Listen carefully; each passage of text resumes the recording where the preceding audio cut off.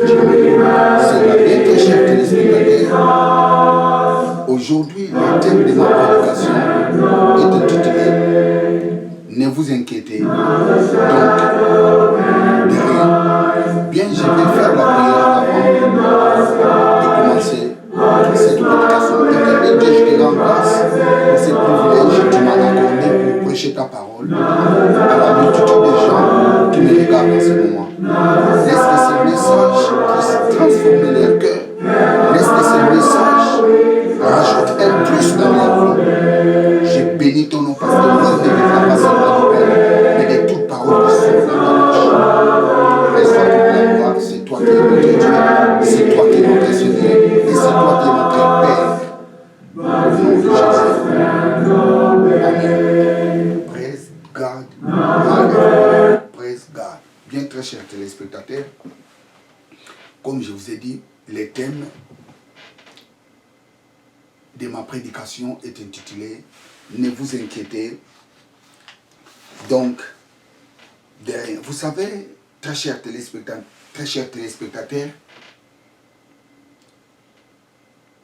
plusieurs personnes s'inquiètent sur leur vie. Mais écoute les messages que je viens de vous annoncer. Ne vous inquiétez donc de rien. Vous savez, très chers téléspectateurs, c'est la peur qui crée les inquiétudes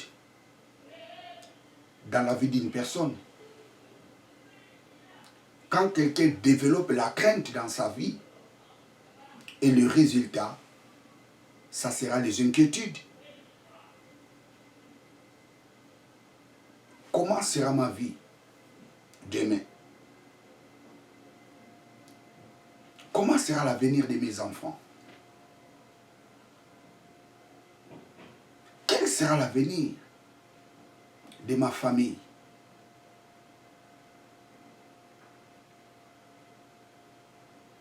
Vous savez, plusieurs personnes se posent ce genre de questions.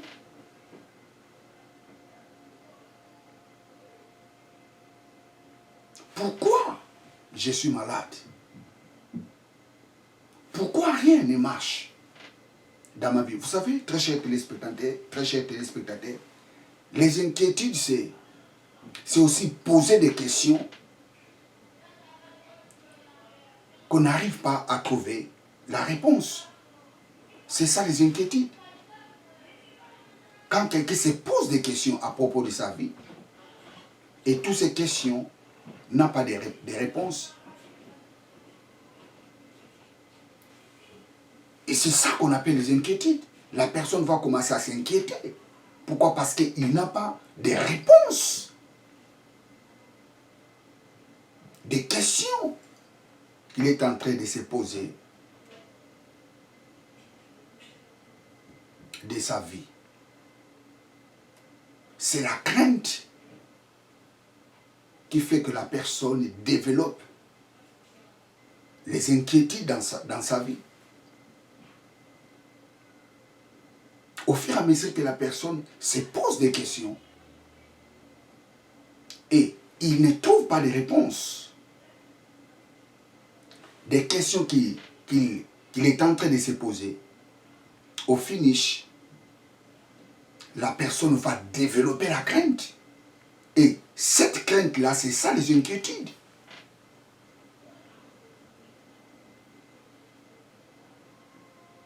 Mais écoute, je viens de t'annoncer. Ne vous inquiétez donc de rien.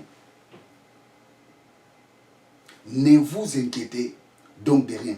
Et c'est ce message que je suis venu vous annoncer. Praise God, hallelujah. Praise God, hallelujah.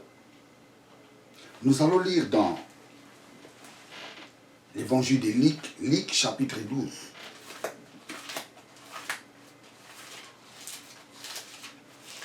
Luc chapitre 12, verset 23 jusqu'au verset 30. Luc chapitre 12, verset 23, jusqu'au verset 30. La vie est plus que la nourriture et le corps plus que les vêtements. Ici, Jésus était en train de parler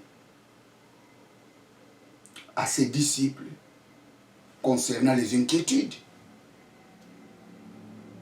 Jésus dit à ses disciples, hey, la vie est plus que la nourriture. Parce que si tu n'as pas la vie, la nourriture ne sert à rien. La nourriture ne va rien servir si tu n'as pas la vie. Et qu'est-ce qu'il dit encore? Et le corps est plus que les vêtements. Le corps est plus que les vêtements.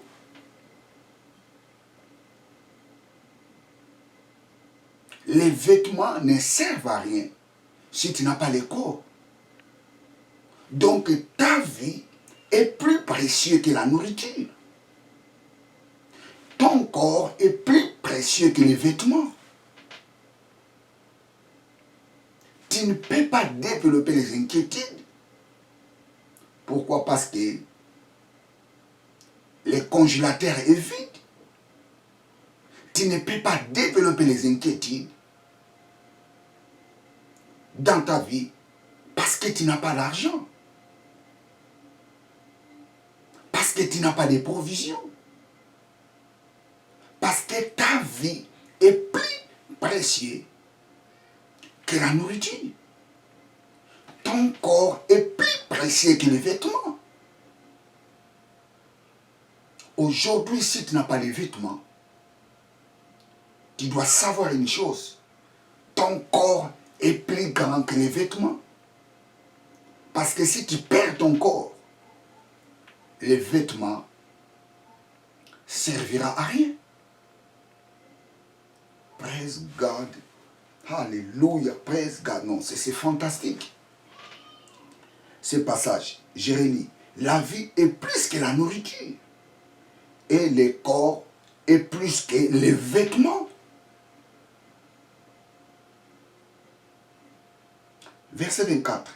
Considérez les corbeaux. Ils ne sèment, ils ne moissonnent. Ils n'ont ni cellier, ni grenier, et Dieu les nourrit. Combien ne valez-vous pas plus que les oiseaux? Ici, Jésus dit, hey, vous ignorez ce que vous êtes devant Dieu. Vous ignorez ce que vous représentez devant Dieu. Les corbeaux, ils ne sèment pas, ils ne moissonnent pas. Les corbeaux ne font pas de provisions. Les corbeaux n'ont pas de grenier. Mais, qu'est-ce que nous dit la Bible? Dieu les nourrit. Dieu nourrit les oiseaux du ciel. Ne valez-vous pas plus que ces oiseaux? Écoute, tu es plus précieux devant Dieu.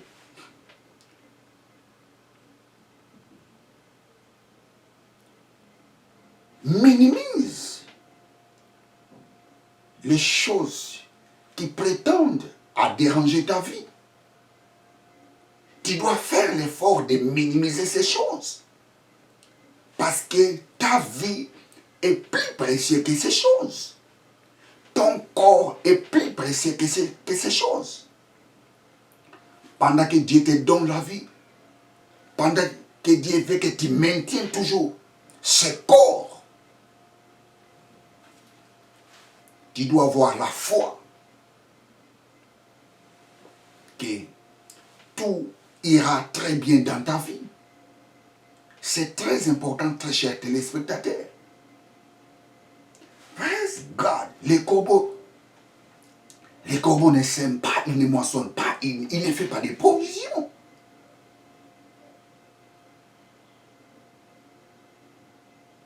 Mais Dieu les nourrit. Et Jésus dit, ne valez-vous pas plus que ces oiseaux? Praise God. Alléluia. Verset 25. Qui de vous, par ses inquiétudes, peut ajouter une coudée à la durée de sa vie? Écoutez, très chers téléspectateurs, les inquiétudes ne rajoutera rien dans ta vie. Cesse de développer les inquiétudes. Cesse de poser des questions que tu n'arrives pas à trouver la réponse. Ça ne sert à rien. Les inquiétudes n'ajoutera jamais quelque chose dans ta vie.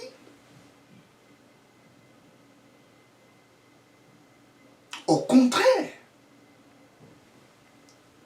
les inquiétudes te ramènera à développer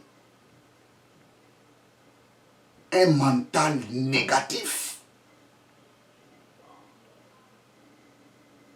Parce qu'à chaque fois que tu poses des questions, tu n'arrives pas à trouver des réponses. Tu poses des questions, tu n'arrives pas à trouver des réponses. La fin sera, tu deviendras un homme négatif. Je lis encore ce passage. Qui de vous, par ses inquiétudes, peut ajouter une coudée de la durée de sa vie? Pourquoi cette maladie ne finit pas? Qu'est-ce que je dois faire avec cette maladie? Quel sera l'avenir de mes enfants? Quel sera mon avenir? Est-ce que j'y réussirai? Est-ce que j'arriverai? Toutes ces questions ne changeront jamais quelque chose dans ta vie. Les inquiétudes, c'est la peur qui suscite les inquiétudes.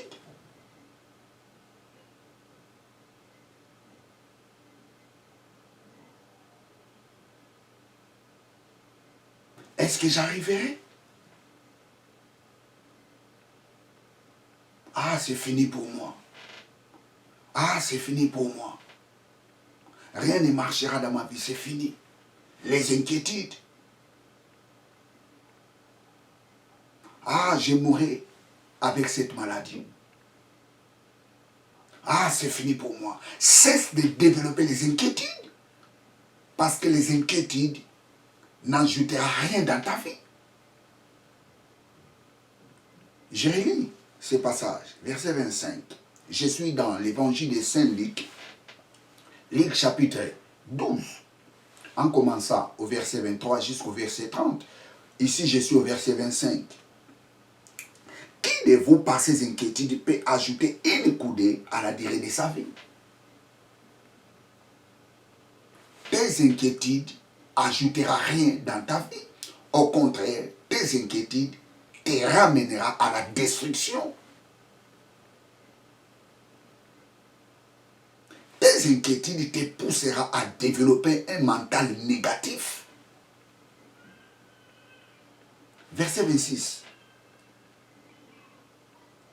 Si donc vous ne pouvez même pas la moindre chose, pourquoi inquiétez-vous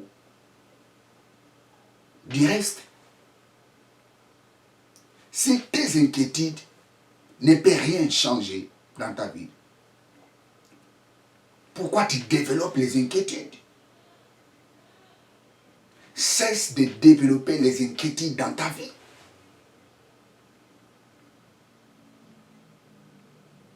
Oui, même si ces problèmes-là te dérangent, tu dois surmonter cela.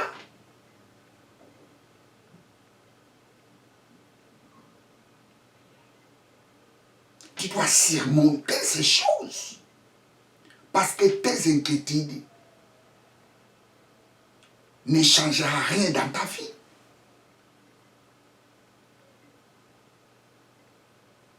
Au contraire, tes inquiétudes te ramèneront au bout de ta vie.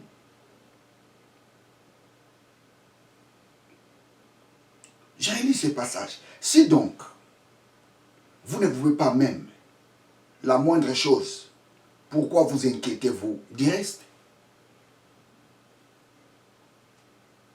Verset 27. Considérez comment croissent les lits. Ils ne travaillent, ils ne filent. Cependant, je vous dis que Salomon même, dans toute sa gloire, n'a pas été vêtu comme l'un d'eux. Le lit ne travaille pas. Praise God, hallelujah. Regardez comment est la beauté de la fleur.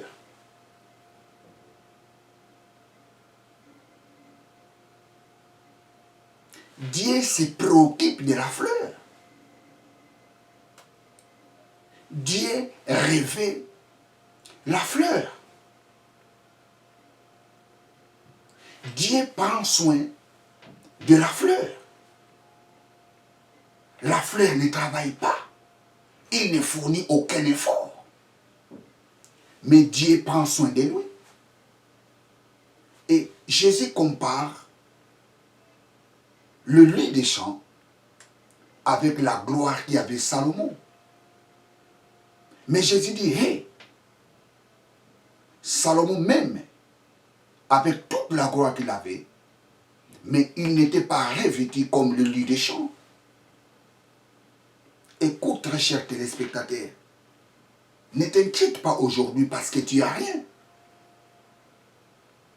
Au contraire, tu dois avoir la joie parce que tu es un enfant de Dieu. Dieu prendra soin de toi. Cesse de développer les inquiétudes. Tu es un enfant de Dieu. Dieu prendra soin de toi. Praise God. Alléluia. Praise God. Alléluia. Si Dieu revêt ainsi l'herbe qui est aujourd'hui dans les champs et qui demain sera jetée au four, combien plus forte raison vous vêtira-t-il pas, gens d'épée de foi? Si Dieu prend soin de l'herbe,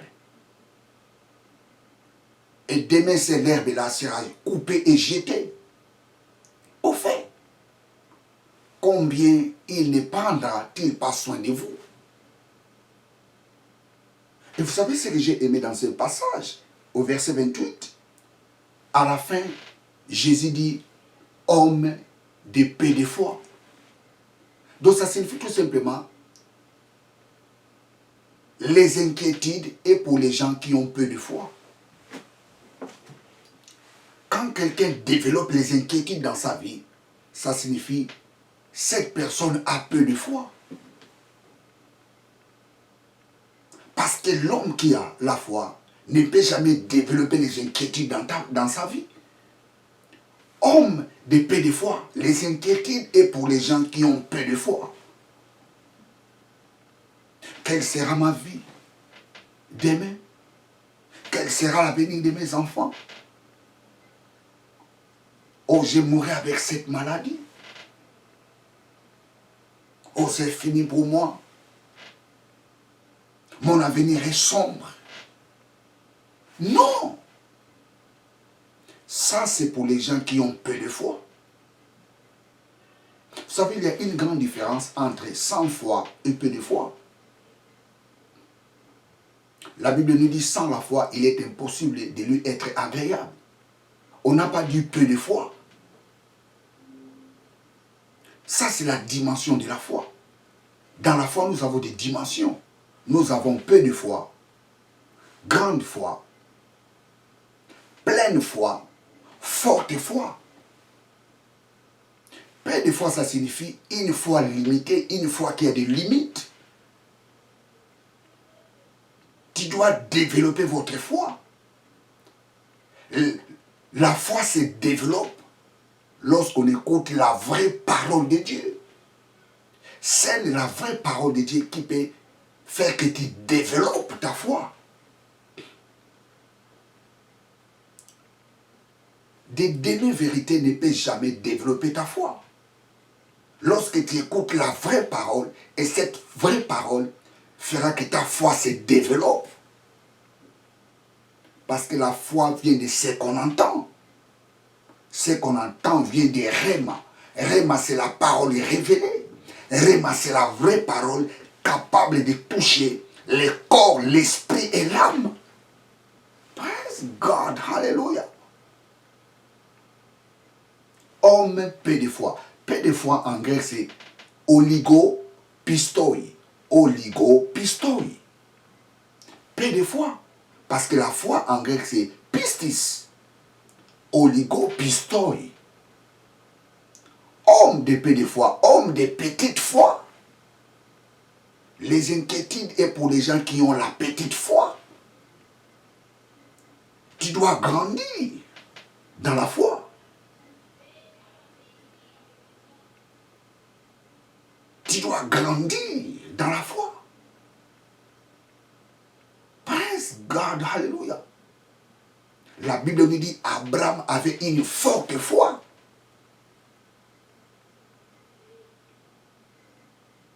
La femme syrophénicienne avait une grande foi. Étienne avait une pleine foi. Praise God. Hallelujah. Praise God. Hallelujah. Praise God. Hallelujah.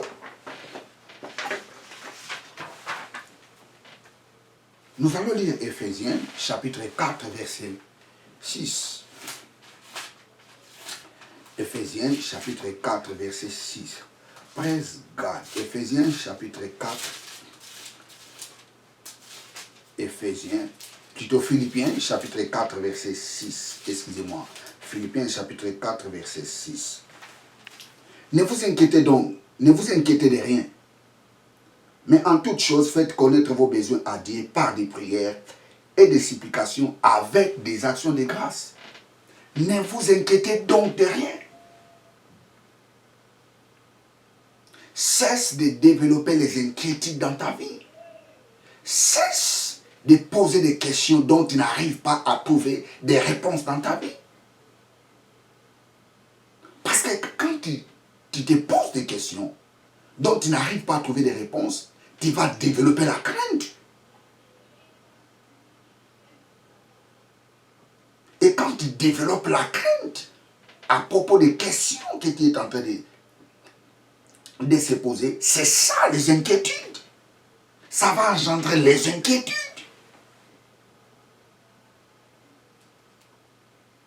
Ne vous inquiétez donc de rien. Mais en toute chose, c'est ce que j'ai beaucoup aimé ici. Mais en toute chose, faites connaître vos besoins à Dieu par des prières. À la place des inquiétudes,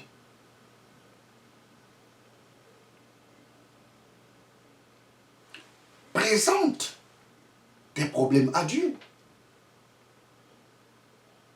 Faites connaître vos besoins à Dieu. Au lieu de dire, oh, quel sera mon avenir? Non. Au lieu de dire ça, tu dis, tu montres à Dieu ton avenir. Tu dis à Dieu, oh Dieu, je veux que mon avenir soit meilleur. À la place de s'inquiéter, montre tes inquiétudes-là à Dieu. Montre tes problèmes-là à Dieu. Les problèmes-là dont tu n'arrives pas à trouver la réponse, tu les fais connaître à Dieu.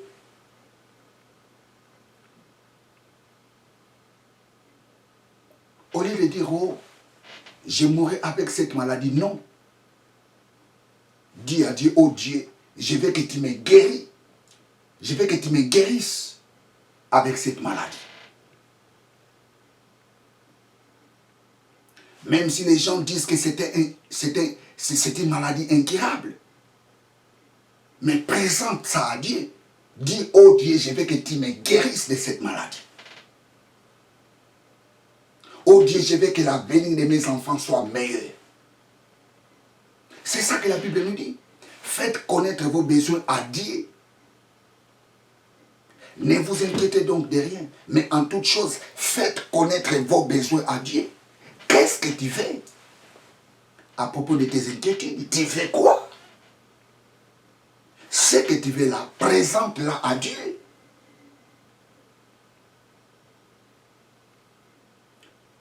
Tu t'inquiètes pour ton avenir. Tu veux que tu réussisses. Alors dis à Dieu, oh Dieu, je veux que je réussisse. Je veux que mon avenir soit meilleur. Je veux que je sois guéri de cette maladie. Je veux que tout change dans ma vie. Cesse de développer les inquiétudes dans ta vie. Ne vous inquiétez donc de rien, mais en toute chose, faites connaître. Faites connaître vos besoins à Dieu. Il ne faut pas être comme cet homme qui était couché sur les lits dans la piscine de Bethesda. Jésus demande à la personne, que veux-tu que je te fasse? La personne commence à dire, oh non, j'étais ici, ça fait très longtemps. Il n'y a personne qui m'aide de se jeter dans l'eau. Jésus lui demande, tu veux quoi? Lui, il commence à développer les inquiétudes. Oh, ça fait très longtemps, rien ne marche dans ma vie. Je ne comprends pas pourquoi je suis comme ça. Non, ce n'est pas ça la question. Que veux-tu que Dieu fasse de toi? Tu veux la guérison?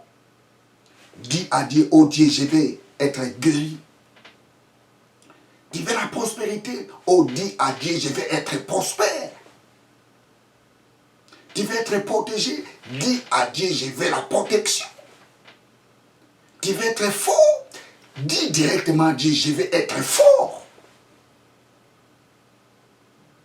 Ne vous inquiétez donc de rien, mais en toute chose, faites connaître vos besoins à Dieu par des prières, par des supplications, avec des actions de grâce. Vous savez ce que j'ai aimé ici, c'est faites connaître vos besoins à Dieu par des prières. On n'a pas dit par la prière, par des prières. C'est au pluriel, par des prières. C'est-à-dire qu'il doit développer la vie des prières.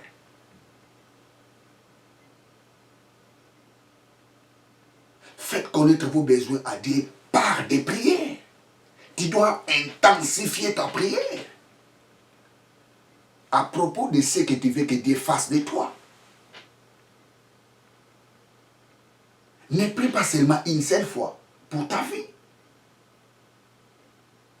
ou pour ta santé. Tu dois développer cette vie-là de prière, de la prière. Faites connaître vos besoins à Dieu par des prières. On n'a pas dit par la prière, par des prières, par des supplications, avec les actions de grâce.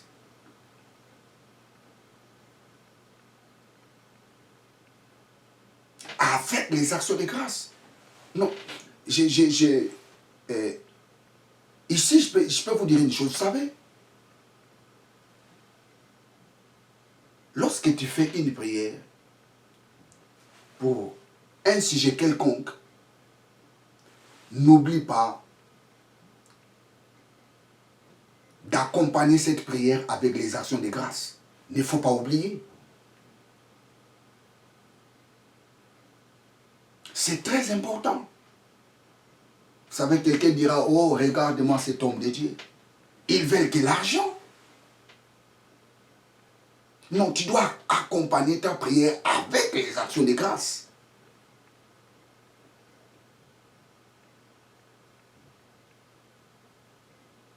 Les actions de grâce, ça peut être une somme d'argent. Je ne dis pas des millions.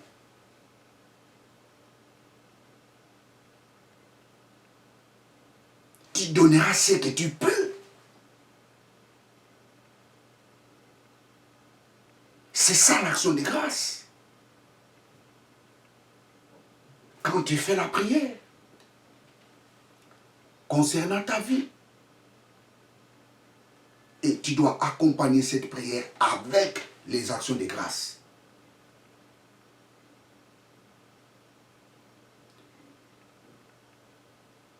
Praise God. Accompagne ta prière avec les actions de grâce.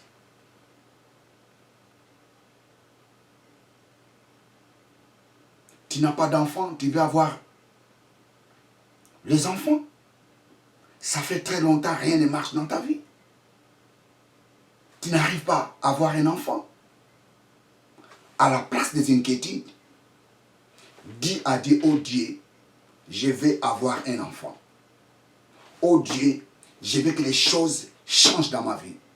Et à la fin de cette prière, tu l'accompagnes avec les actions de grâce.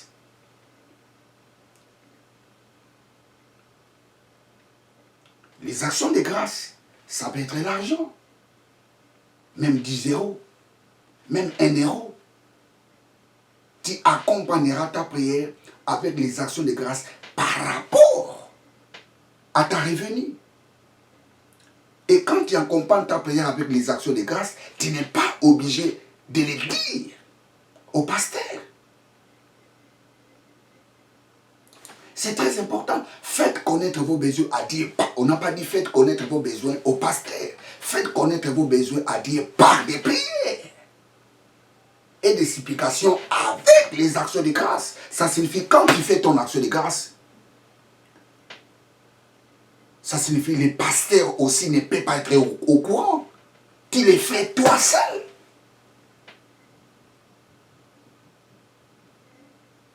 C'est ça la vérité de la parole de Dieu. Si tu n'as rien, il ne faut pas dire que non, Dieu n'écoutera pas ma prière, non. Parce que c'est Dieu qui sonde le cœur et le rein.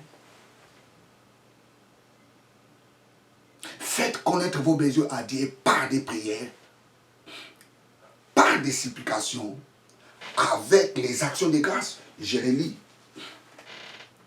ce passage, le verset 6.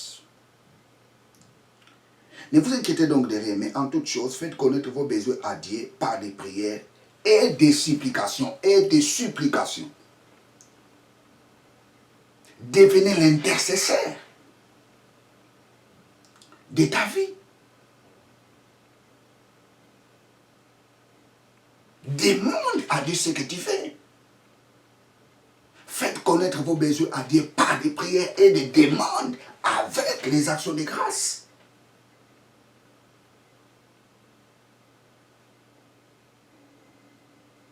Les demandes avec les actions de grâce. Les actions de grâce, ça signifie aussi, lorsque tu pries, tu dois avoir une attitude positive. Ça signifie, après avoir prié, tu remercies directement Dieu. Oh papa, merci parce que tu m'as exaucé. Ça aussi, ce sont les actions de grâce. Papa, merci parce que tu m'as